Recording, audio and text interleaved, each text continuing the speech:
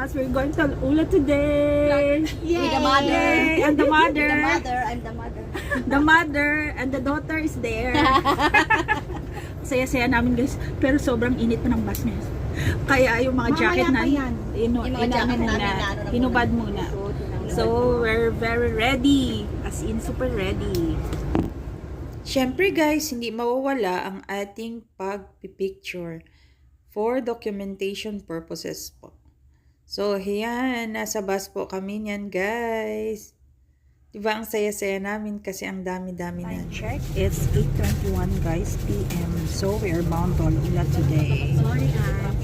No problems. Ang aking seatmate, best friend, and sister, Mami Ate. Jackie, ate. Mami, tama. Mami Jackie. Ate, sabi ko, okay lang. Actually guys, it's a 10-hour bus ride. Trip pala. Trip. 10 hours by bus. Pag by plane, siguro mga 1 hour lang. Pero ito kasi ang nabook namin. Abangan nyo lang guys ang aming mga adventures doon. First stop na kami. Siyempre kumakain na sa Ate Jack. Tsaka binigyan niya ako. Pinipilit niya ako kumain. In my 20 years, matakaw lang sa Later na ako guys. Reserve na to for later. So yan, may 20 minutes kaming break para sa pag mag-CR, ganyan, pag bumili ng mga food and all. Syempre kasi kailangan na natin After 10 long hours guys, so andito na kami sa Al-Ula at makikita nyo ay sunrise na po. Hello guys, we are here already in Al-Ula. So when you go down from the bus, this is what you can see. It's magnificent boulders. Okay.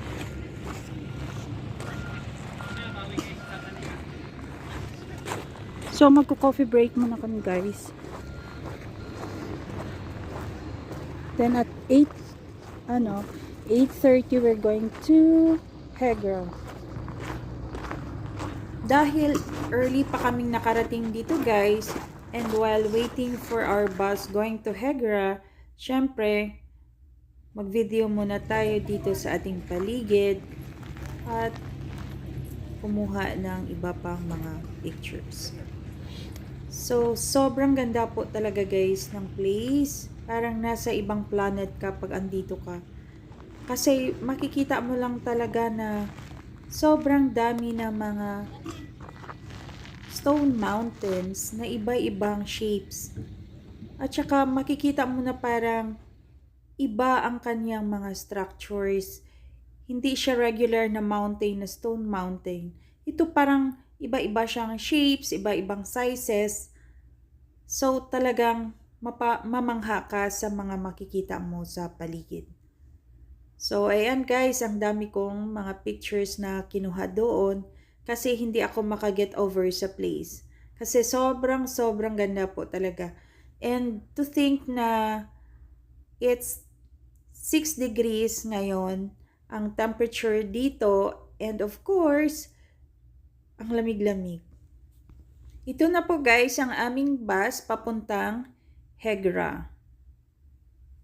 At ang Hegra po ay ang aming first destination for the day. For the other passengers guys. And we are here already in the bus for our first destination.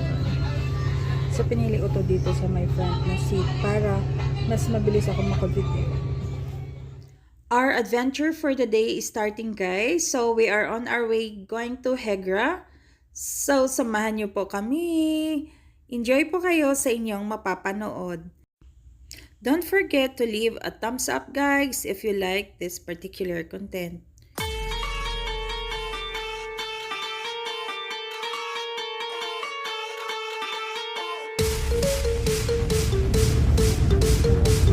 Hello guys, we're on the way to Hegra. So ito yung first stop namin guys. Makikita mo talaga sa paligid yung mga mountains na na-carve through time. Siguro sa mga oil erosion at saka kung ano-ano pa na ano sa nature na nangyari since na nung matagal na panahon.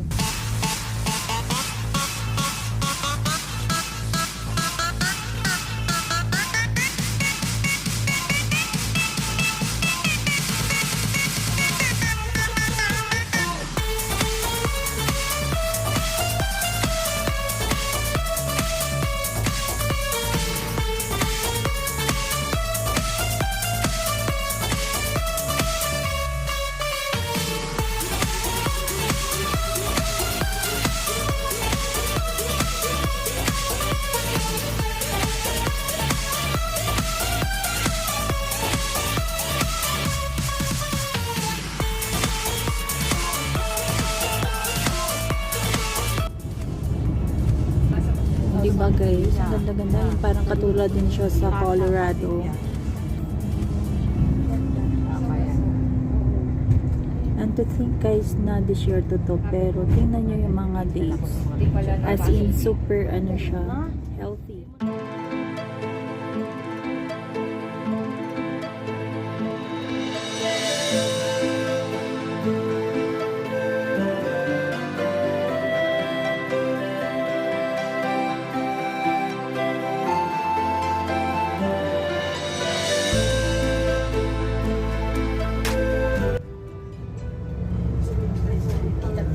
So, sobrang dami ng mga dates guys along the way. I think mga plantation to ng dates. Oo nga.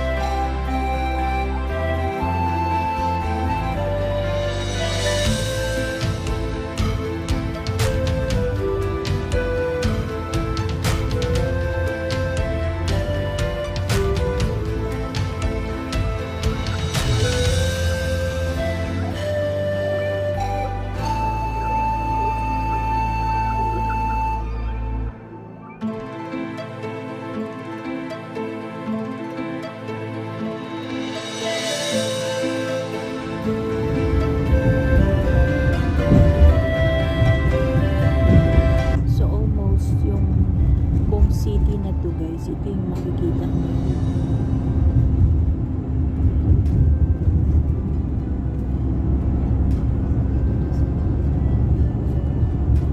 As in, iba-ibang shape ng mga mountains, stone mountains.